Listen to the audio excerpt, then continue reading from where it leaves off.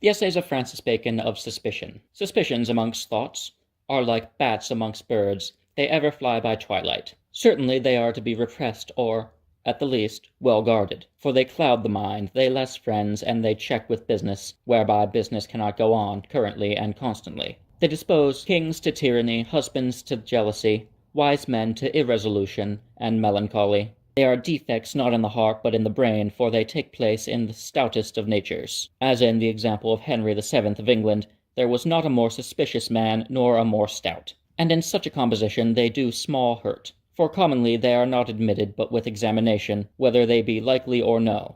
But in fearful natures they gain ground too fast. There is nothing makes a man suspect much, more than to know little. And therefore men should remedy suspicion by procuring to know more, and not to keep their suspicions in smother. What would men have? Do they think those they employ and deal with are saints? Do they not think they will have their own ends and be truer to themselves than to them? Therefore there is no better way to moderate suspicions than to account upon such suspicions as true, and yet to bridle them as false. For so fair a man ought to make use of suspicions as to provide as if that should be true that he suspects, yet it may do him no hurt. Suspicions that the middle of itself gathers are but buzzes, but suspicions that are artificially nourished and put into man's hands by the tales and whisperings of others have stings. Certainly the best mean to clear the way in the same wood of suspicions is frankly to communicate them with the party that he suspects, for thereby he shall be sure to know more of the truth of them than he did before,